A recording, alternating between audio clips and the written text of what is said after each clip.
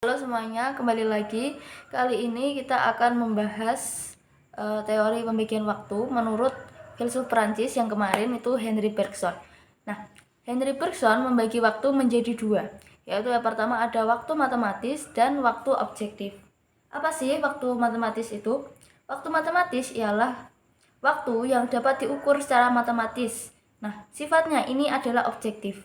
Contoh, ada menit, detik, jam, hari. Nah, itu termasuk kategori matematis. Nah, waktu matematis ini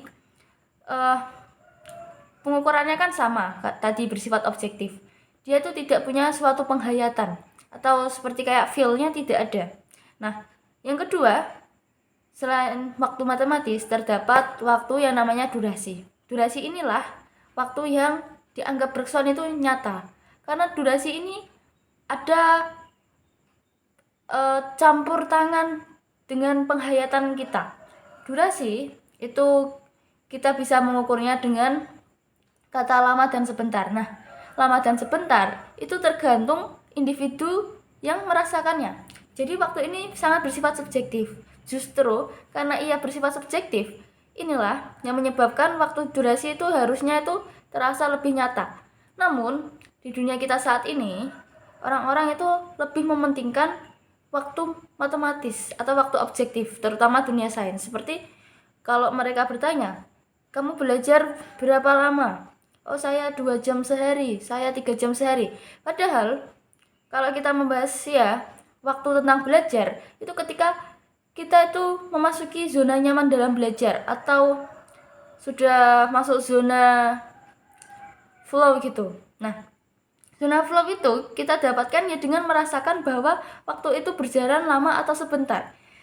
Contoh, kalau kita duduk di dekat api unggun ya, itu kan terasa panas. Hanya 1 menit, tapi itu terasa lama sekali. Tapi berbeda ketika kita duduk dengan orang yang kita sukai 1 menit. Itu terasa sangat sebentar. Kita merasa bahwa itu masih kurang. Nah, itulah yang digagas menurut Bergson, bahwa seharusnya itu kita itu lebih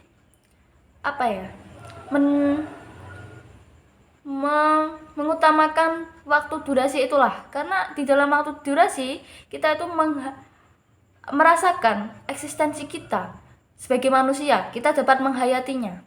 Kalau waktu objektif atau waktu matematis tadi, kita itu tidak bisa, seperti berbeda rasanya. Karena apa?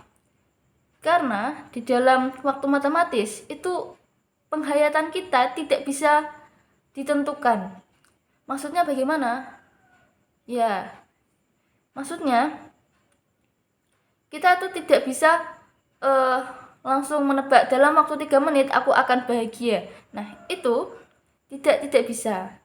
Maka dari itu, seharusnya kita manusia lebih melek tentang waktu yang bernama durasi ini, karena itu menentukan bagaimana kita dapat menghayati hidup kita secara baik dan nyaman. Ya, sekian Yeping tidak jelas ini. Ya, terima kasih telah menonton. Semoga sehat selalu. Masih bersama episode filsuf Henri Bergson.